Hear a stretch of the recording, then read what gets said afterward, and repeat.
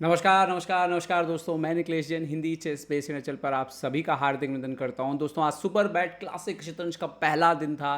पहला दिन कभी भी जो है वो खिलाड़ियों के लिए बहुत मुश्किल होता है। सामने थे गुकेश, के सामने थे प्रज्ञानंदा। गुकेश सफ़ेद मोहरों से खेल रहे थे। पिछले बार जब इनके बीच में मैच हुआ था वो भी बहुत खतरनाक मैच हुआ था, और उसके पहले भी जितने मैच क्लासिकल में दोनों के बीच हो रहे हैं खतरनाक हो रहे हैं। लास्ट मैच हुआ था जनवरी में वाइकेंजी में टाटा स्टील मास्टर्स में, और वो मैच ड्रॉ रहा था। लेकिन उसके बाद आपको याद होगा टाई ब्रेक में प्रज्ञानंदा ने गुकेश को हरा के टाटा स्टील मास्टर्स जीत लिया था।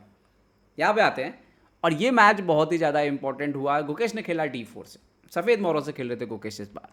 प्रज्ञानंदा खेलते हैं D5, C4। गुकेश नेचुरली जो नेचुरल मूव है C4 खेलते हैं, चैलेंज करते हैं सेंटर को।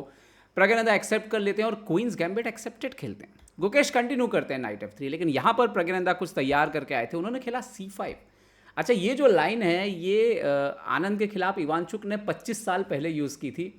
मैग्नस कार्लसन ने 2 साल पहले इस लाइन को फिर से खेला था एक बार। और यहाँ पर आप देखिए कि ब्लैक डेवलपमेंट नहीं करके सेंटर को स्ट्राइक कर रहा है, और वो बोल रहा है कि ठीक है, आप चाहो तो आप इसको मार दीजिए और मैं आपके क्वीन को एक्सचेंज कर लेता हूँ। और ये जो पोजीशन आएगी ये कम से कम इक्वल तो है, बल्कि ब्लैक ही थोड़ा सा मज़ेदार पोजीशन में आ सकता है। आपको पॉन रिकवर करना है अभी।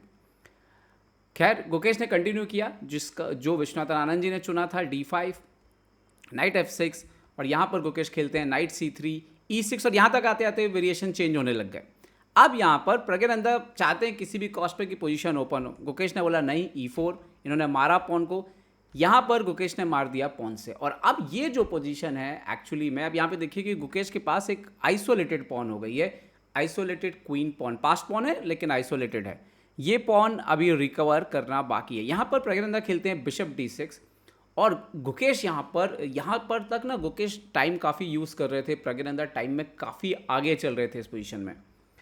और यहाँ पर गुकेश ने चेक दी क्वीन E2, और ये अभी तक की बेस्ट मूव आई बोर्ड पर, क्योंकि यहाँ पर प्रॉब्लम कैसा है कि अगर क्वीन E7 ही खेल दे प्रज्ञानंदा यहाँ पर, तो ये ज़्यादा अच्छा नहीं है, क्योंकि नाइट B5 आ रहा है। आप अगर क्वीन E2 एक्सचेंज करते हो तो ये इवन लूजिंग पोजीशन आ सकती है बिशप E2, क्योंकि बिशप बचाना है। और आपको किंग E7 या D7 जैसा अगर आप कुछ खेलोगे तो बहुत ख़राब हो सकता है आफ्टर कैसल ये पोजीशन। ये बिशप भी जाएगा, राजा का पोजीशन ख़राब है, फिर नाइट E5 वगैरह, बिशप आ रहे हैं गेम में, तो काफ़ी सिचुएशन ख़राब हो सकती थी। तो यहाँ पर बिशप E7 ओनली मूव था। गुकेश ने खेला बिशप F4, और ये थी नॉवेल्टी। अब यहाँ तक गेम आ गया। गुकेश के पास था 1 घंटा 3 मिनट, प्रज्ञानंदा के पास था 1 घंटा 26 मिनट।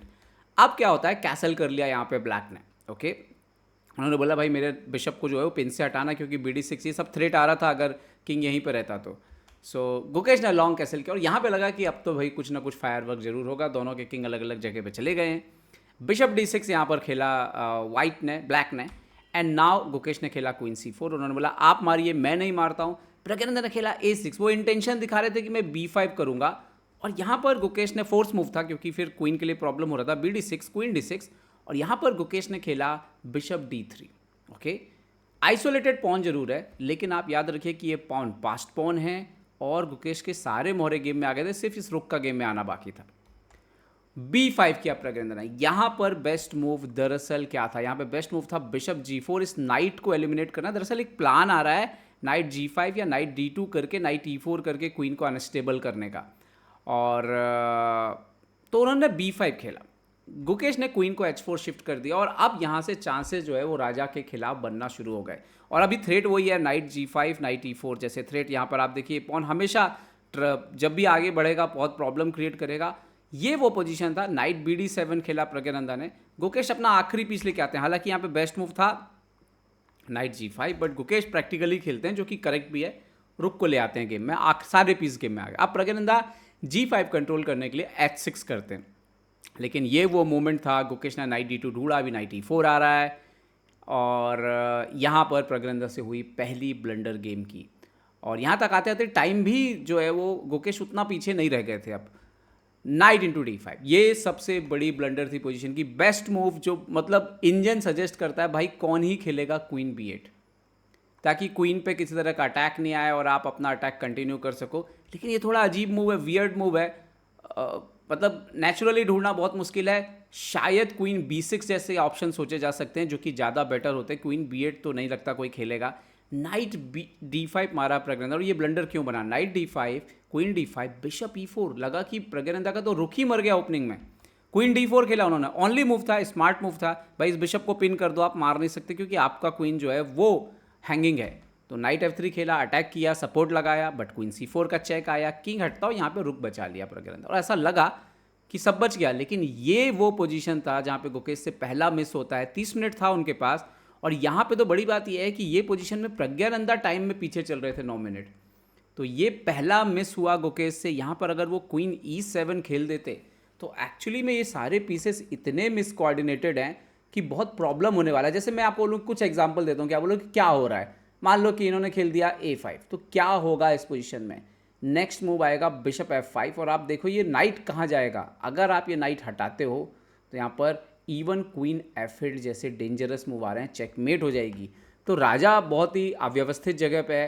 तो यहाँ पर बहुत ही प्रॉब्लम था कि इस पोजीशन में एक्चुअली में चला क्या जाएगा, ये जो करंट पोजीशन है। और यहाँ पर जो बेस्ट मूव है वो G6 जैसा मूव है, राजा के लिए जगह बनाना, बट वो राजा को और कमज़ोर करेगा। और यहाँ पे फिर रुक D6 आता, तो ये काफ़ी कॉम्प्लिकेशंस थे। और खैर यहाँ पर गुकेश ने बड़ा मिस किया मैं बोलूँगा, या बोलो कि आपको जब साफ नहीं दिखता है तो आप वो खेलते हो जो आपको ठीक लगता है। तो गुकेश ने ठीक चाल खेली उनके हिसाब से। उन्होंने यहाँ पे बिशप दिया, क्यों दिया आप ढूंढ सकते हो बोर्ड पर, किसी सोच समझ के दिया है, ताकि जैसे ही अपोनेंट ने किंग H7 मारा तो यहाँ पर आया रुक E4। अभी क्वीन ट्रैप है, क्वीन कहीं जा ही नहीं सकता। प्रज्ञानंदा के पास यहाँ पे बेस्ट मूव था, queen E4 Khelo, queen E4 Khelo, and then इस पोजीशन पे किंग को वापस चले जाइए।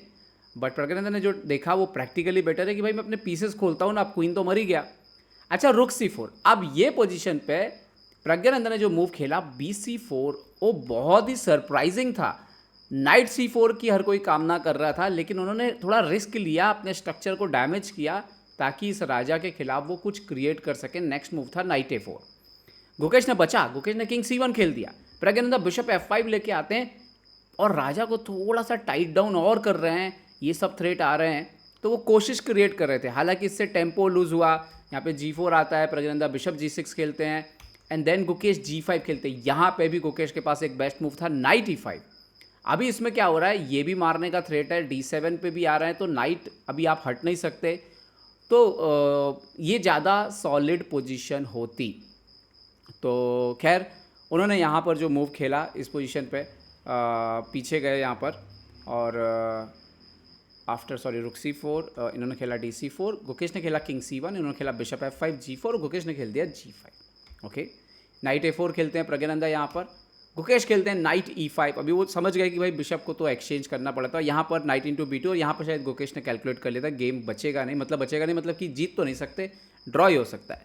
उन्होंने मारा night G6, pawn G6, pawn into H6, यहाँ पे नाइट इंटू D1 गया, बट G7 चेक आया, किंग, और ये चेक दिया। अब ये पोजीशन था यहाँ पर, या तो आप बोलो कि चलो मैं चेक बचाता हूँ, रुक को बीच में रखता हूँ, लेकिन ये डेंजरस है बिकॉज क्वीन E5 चेक, और ये मर जाएगा, फिर ये कॉम्प्लिकेशन में जा सकता है फिर से।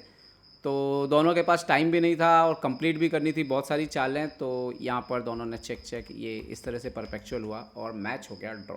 कमाल का मैच हुआ, पहले ही दिन हम कह सकते हैं कि शानदार शतरंज हुई, रोमांचक शतरंज हुई, और क्वालिटी जरूर थोड़ी सी डाउन कह सकते हो कैलकुलेशन में, बट ये पहले राउंड में बड़े से बड़े खिलाड़ी के साथ भी होता है। आपको रिदम में आने में, क्लासिकल चेस में बेस्ट सोचने में टाइम लगता है, और ये दिखाता है कि देखिए वर्ल्ड चैंपियन है गुकेश, लेकिन प्रज्ञानंदा कम नहीं है, और फ्यूचर में ये दोनों विश्व चैंपियनशिप भी खेलें तो कोई बड़ी बात नहीं होगी। अब आपको हिंदी चेस बेस इंडिया पे वापस बैक टू बैक वीडियो मिलेंगे। मैं वापस लौट आया हूँ इटली से, और हम और भी कुछ नया जो है वो आपके लिए लाने वाले हैं। उम्मीद करते हैं कि आपको जो है वो इस खेल से मज़ा आएगा। जल्दी हम अपना डिस्कॉर्ड सर्वर भी लॉन्च करेंगे दोस्तों, जुड़े रहिए हिंदी चेस बेस इंडिया के साथ।